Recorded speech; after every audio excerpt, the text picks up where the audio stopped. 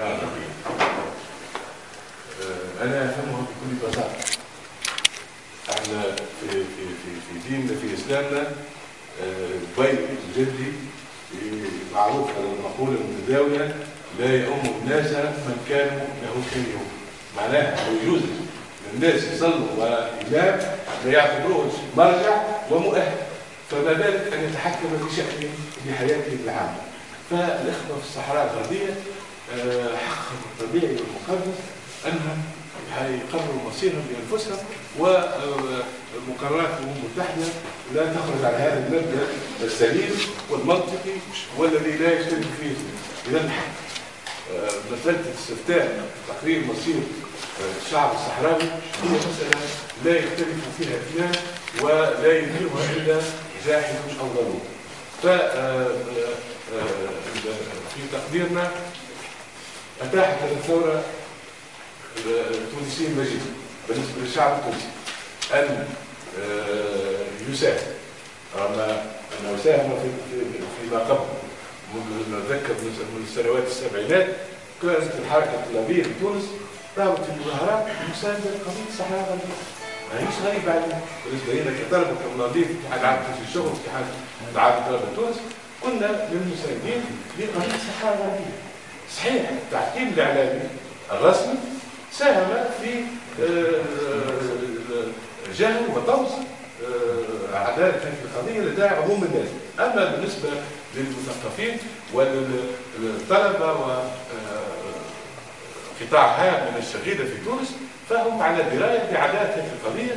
ونتذكر في اجتماعات عامة في مركز الجامعي في العاصمة كنا نحيي ذكرى ونساند قضية الصحراء الغربية مثل ما القضية القضية الفلسطينية.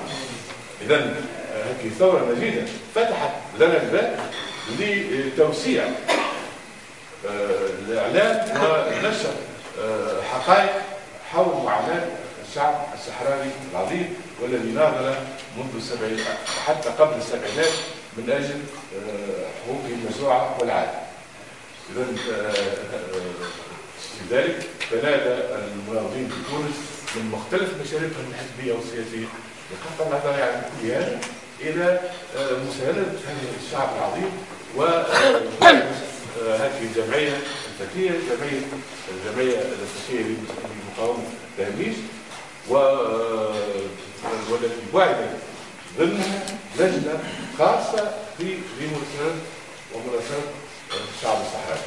خصصنا للصحراء الغربية لجنة تهتم فقط بأشكال المساندة أساسا الإعلامية وعلى مستوى الإقليم الوطني الإقليمي والمدى الدولي للتعريف بعدالة القضية ومساندتها في كل المحافل والضغط على الحكومات في مختلف الأوجه الشرعية والقانونية والسلمية لمساندة الشعب في تقرير مصيره والليل استقراره والتمتع بخيراته. لا يجوز حقوق الإنسان هي ذات التجاوز، لا يمكن الكيد من كيرين، لا يمكن هنا نفتح قوس. جمعيتنا ومجتمعنا في تونس لا يمارس ضد الشعب المغربي في توجهه نحو مساندة الشعب الصحراوي، هذا غير موجه ضد الشعب المغربي. بالعكس نحن سنساند ونساند الشعب المغربي في المطالبة باستقلال سبتة ومدينة التي هي تحت دائرة الاستعمار الإسباني إلى يوم الناس هذا. إذا بالنسبة لنا قضية الحقوق هي مطلقة ولا يمكن الكيد بمكانه، ولا لا يفهم بتاتا بعض التلميحات اللي صدرت في المدة الأخيرة في الإعلام